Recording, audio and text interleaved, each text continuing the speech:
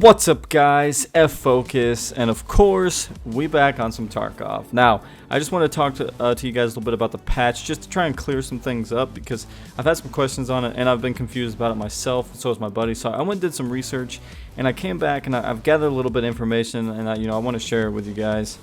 So basically, the biggest thing, obviously, is the meds. Now, in case you didn't know this, they wanted it to be a little bit more realistic, right? They didn't want you to just be able to run around and do whatever the fuck you wanted, right? They wanted you to have a bit of a more realistic approach on it. You obviously can't do 17 meds at once. You only have 2 hands, and really, to do any type of medding, you're going to have both hands per med. So they wanted you to only use one at a time. You can actually spam more than one if you have them in your hotkey, but it doesn't actually use them, and sometimes it does bug, I've seen, and it's used both of them at once, but it's only healed one body part. So be careful on that. Usually only hotkey one med, obviously, and go along with it. And just to also clear some stuff up, fractures, pain, tremors, stuff like that, and then blood loss actually take away from the med kit. Before, it didn't actually take away. If you had your grizzly, fractures and blood loss wouldn't actually take away from the total points on your medkit, whether now it's a car for blood loss or a Salua for blood loss and stuff like that. It didn't actually take it away, but now it does. So usually I heal with AI2s because they're the cheapest. I'll heal with an AI2 and then I'll throw a car medkit on there, or a Salua, or an IFAC or something to take away the blood loss, since it does actually take away points now. They wanted this to be more realistic because it does, obviously, if you're using a med kit or med pack or any type of med supply in the actual real life world, if you're bleeding, you're obviously going to use some of that up, right? Whether it just be gauze or whatever else, you're going to use something up in order to heal it. So that's their approach on it. I just my own outlook on it is, since they had nerfed the meds like that. Again, I've only ever used like 2 meds at a time. I've never really been one to hotkey 3 or 4 or 5. Which is maybe why I've gotten killed sometimes, but I don't necessarily like the fact that they nerfed them on 2 different accounts. I understand the fact that they nerfed them on how much they can be used, and everything like that, but I don't understand why they would nerf the effectiveness of them. Nerf to where you can only use one at a time, I'm fine with that. I honestly never really gave a shit about that. I'm not complaining about that right now. But since blood loss takes away so much now, and fractures and everything else takes away so much, they should have kept the overall HP of it higher. Or vice versa.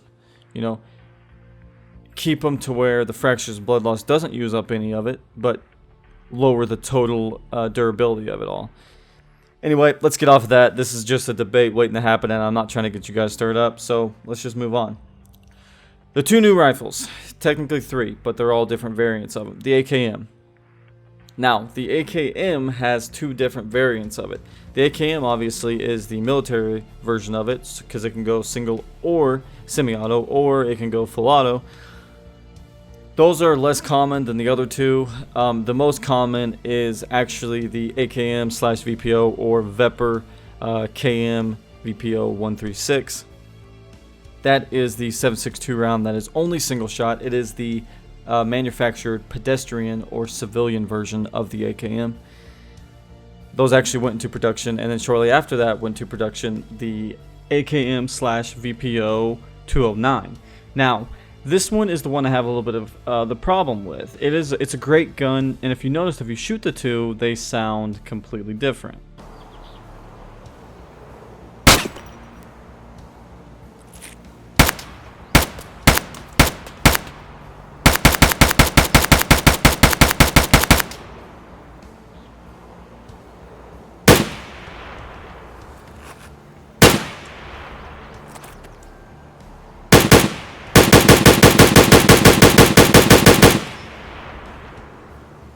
As you can tell right there.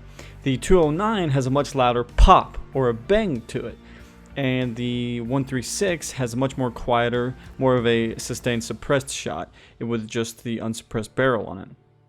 This is pretty easy to tell you and to figure out. A lot of people don't know about it. That's why I wanted to talk to everyone and just kind of clear up the haze cloud of it.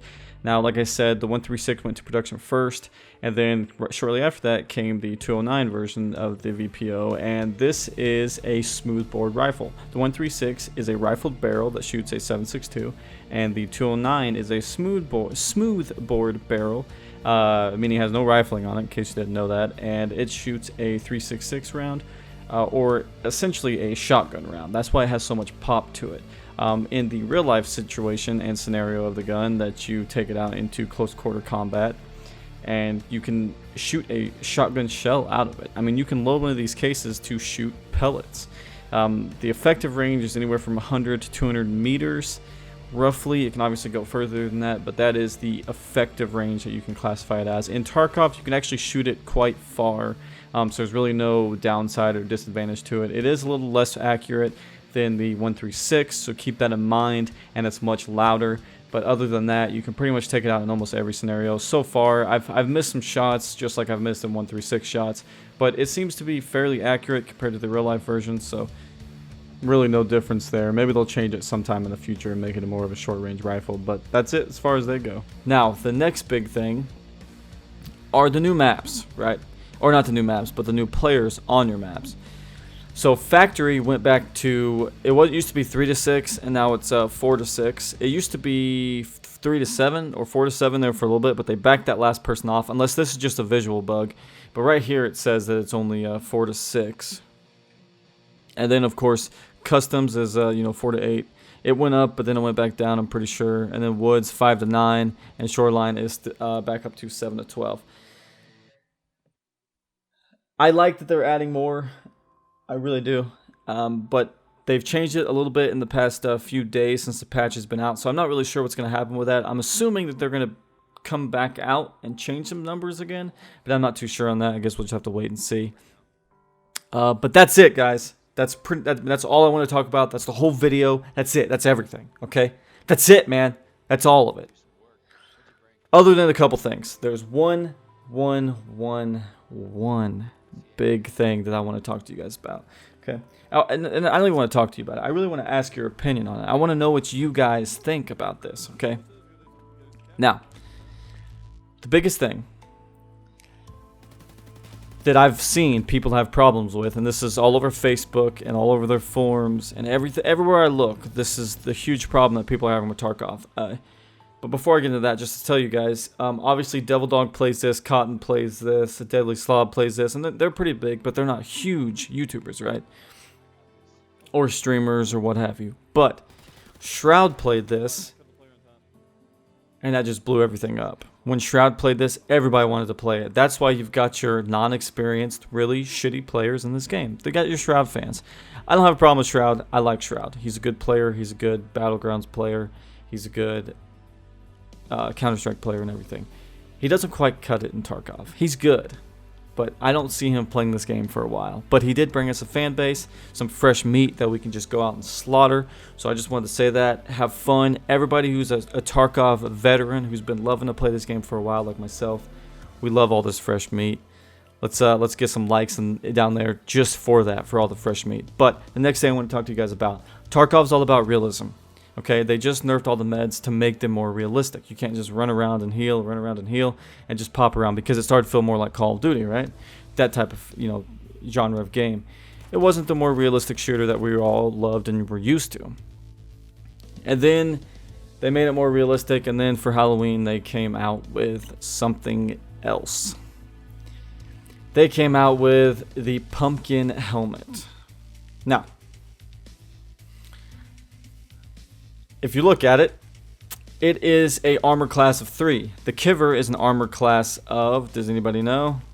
Yeah, the Kiver is an armor class of 2. It's technically the same as P.A.C.A. or soft armor. So this pumpkin head, even though it gets some disadvantages because it lights up, it's actually a higher armor class than the Kiver. And it takes up a 3x3. I don't care the fact that they're making a better helmet and making it bigger. It's obviously like the Pilgrim bag, and it's like the Ford armor. It's bigger than all the other armor. Fine, that's great. I like the fact they're adding new things like that. But This is my question for you guys. Let me know down in the comments or send me a message on Discord or even on YouTube, however you guys want to get a hold of me. But I want you guys to get a hold of me, and I want you guys to tell me, what is your take on the jack-o'-lantern tactical pumpkin helmet? I mean, seriously, I'm curious. I'm really curious on what you guys think about it. I've got 4 of them right now. I've taken them out in nighttime raids. They're awesome. They make you a high priority target for other PMCs and other scav players, but what's your guys' take on it? I mean, do you guys think that they should continue to do stuff like this? Because I have a feeling Battle State and everything, they listen to the players of the game. So if we kind of stand up on it and say, hey, listen, this is not realistic, quit this shit, this is fucking retarded, they're probably not going to put anything on the game like this, you know? The big bag, the pilgrim bag, it makes sense because it's like bright purple, so it's easier to see somebody with a pilgrim bag versus a tri-zip. But the tri-zip, I think, was already pretty big, and then now this one's, I don't know. I don't care about that because I guess that does have some disadvantages. But the pumpkin head, I mean, that's a little bit like H1Z1 is, you know, type of playstyle, right? Like, that's what I feel. So I'm gonna end this here. I just want you guys to let me know what you think of the pumpkin head.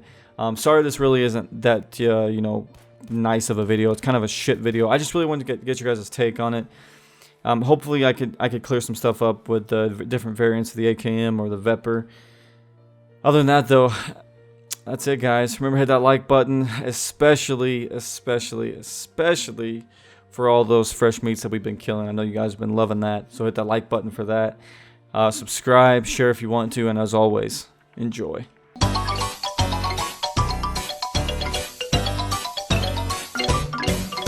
Spooky, scary skeletons and shivers down your spine. Shrieking skulls will shock your soul, seal your